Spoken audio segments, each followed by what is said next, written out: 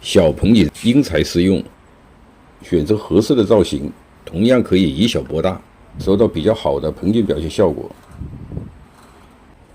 这是2块钱一颗的黑松小苗，分质比较好的进行了定型培育。出资不是很理想的，找了一些不同种类的石头，做成了复式盆景。3年时间对它们进行了逼压疏枝，干与石已融合在一起，基本形成了复式盆景的造型。做这种复式盆景，2至3年生的黑松是比较合适的。枝干没有完全木质化前，黑松的干有一定的柔韧性。选择不同的石头与松组合，就可以形成不同造型的复式盆景。这一盆是用当地太湖干石做的，在石头上方开了一条槽，将干挤压到槽内，松树从洞穴中穿过。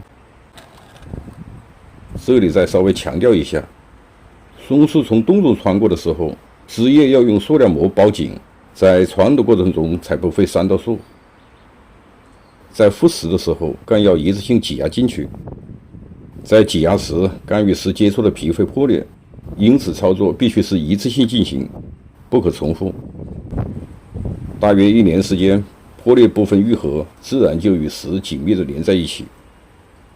这是2年生长的状况，干修复后基本木质化，牢牢地攀附在石头上。阴石的石质是比较脆硬的，不必进行过度的加工。将干顺石缝，从下往上藏在石头上。这个凹陷的部分进行了几次干的处理，使干逐渐紧贴石头，形成了一体。做这种复石不能过高的强调石的造型外表，好的石头是很难得到的。重点还在于松与石组合的形式。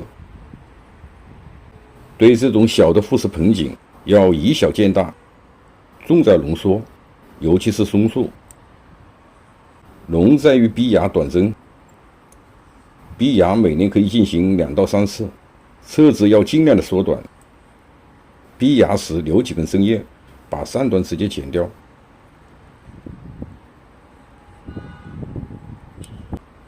出芽后，每个侧枝留2到3个芽头，使枝盘逐渐浓密丰满。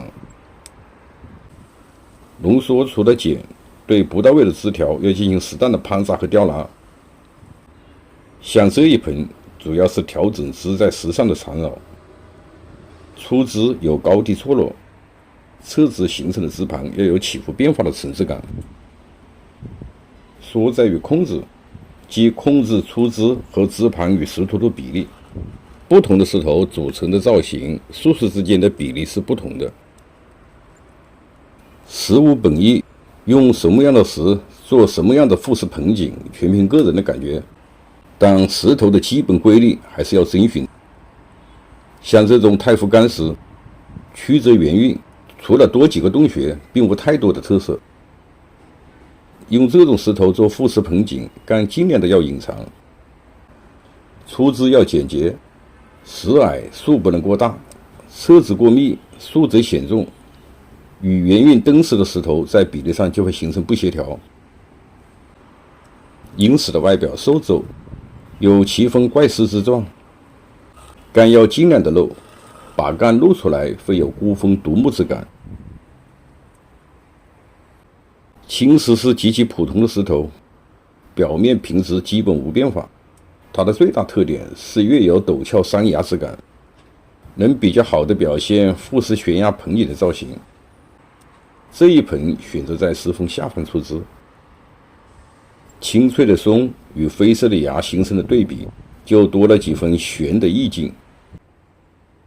关于松复石，今天就聊到这里，谢谢您的收看，我们下期见。